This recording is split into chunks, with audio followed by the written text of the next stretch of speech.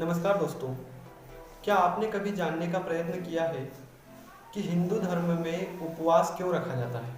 जी हाँ दोस्तों, चाहे पूर्णिमा हो या एकादशी, कोई सा भी दिन हो, प्रत्येक दिन किसी न किसी देवी देवता का व्रत रखा जाता है और उस व्रत के दिन सुबह से शाम तक बिना भोजन किए रहा जाता है। तो दोस्तों, आखिर आपने कभी इसके पीछे का कारण जानने का प्रयत्न किया है कि आखिर क्यों हिंदू धर्म में ही उपवास रखा जाता है और इस उपवास से हमारे मन, बुद्धि और शरीर पर क्या प्रभाव पड़ता है?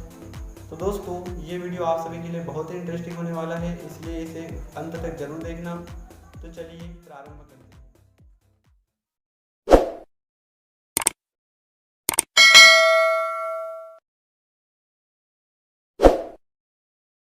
नमस्कार दोस्तों। उपवास या व्रत किसी देवी देवता को प्रसन्न करने के लिए नहीं किया जाता है।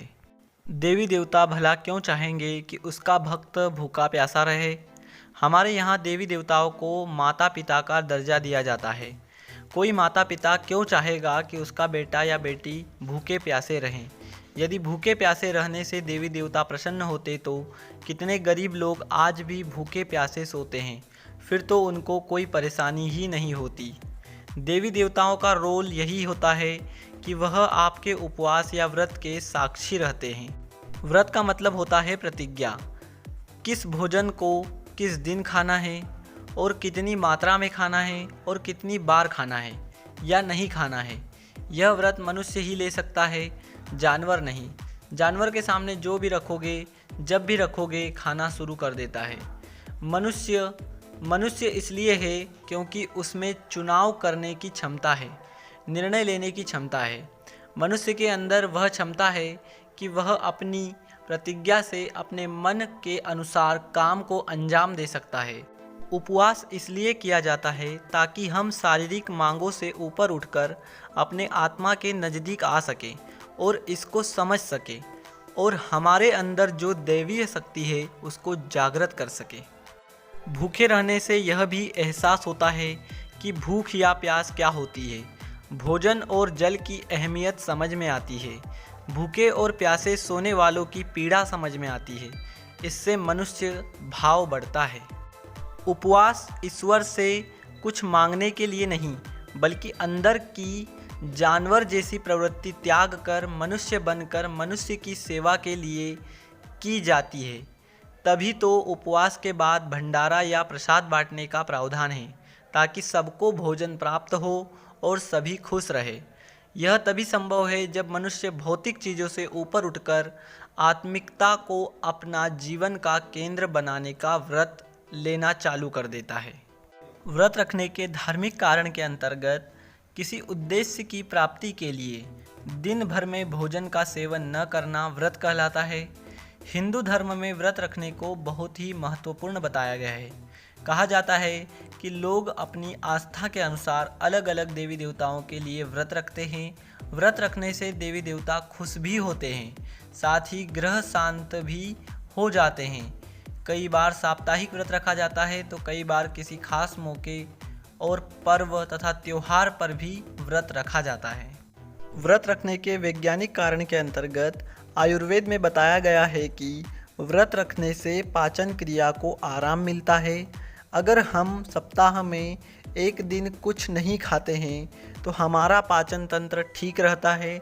इससे शरीर के हानिकारक तत्व बाहर निकलते हैं।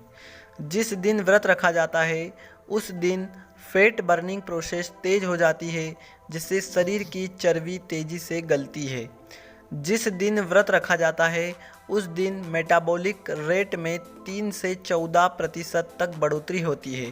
साथ ही व्रत रखने से दिमाग भी स्वस्थ रहता है। उपवास से शरीर का प्रतिरक्षा तंत्र मजबूत होता है। इस वजह से शरीर में बीमारियों से लड़ने की क्षमता बढ़ती है। व्रत करने से दिमाग भी स्वस्थ रहता है। व्रत से डिप्रेशन और मस्तिष्क से जुड़ी हुई कई समस्याओं का समाधान भी मिलता है। उपवास आत्मा के होने का एहसास कराने के साथ साथ शरीर की अशुद्धियों को भी नष्ट कर देता है। यानी उपवास में शारीरिक, मानसिक, आत्मिक, दैविक और सामाजिक स्वच्छता लाने की शक्ति होती है।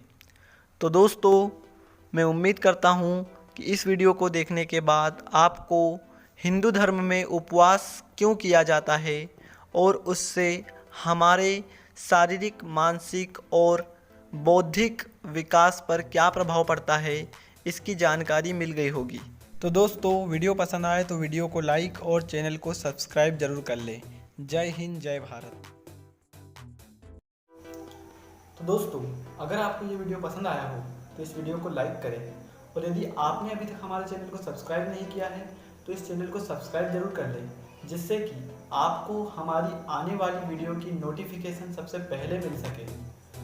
और हाँ दोस्तों, यदि आपके मन में भी इस प्रकार के प्रश्न उठते हैं तो उन्हें कमेंट बॉक्स में ज़रूर लिखिए, जिससे कि उन पर भी हम वीडियो बना सकें। तो दोस्तों, चलिए मिलते हैं अगले वीडियो में एक नए कारण और एक नई उम्मीद के साथ। तब तक के लिए आप सभी स्वस्थ रहें, मस्त रहें और अपने कार्यों में व्यस्त रहें। जय हिंद।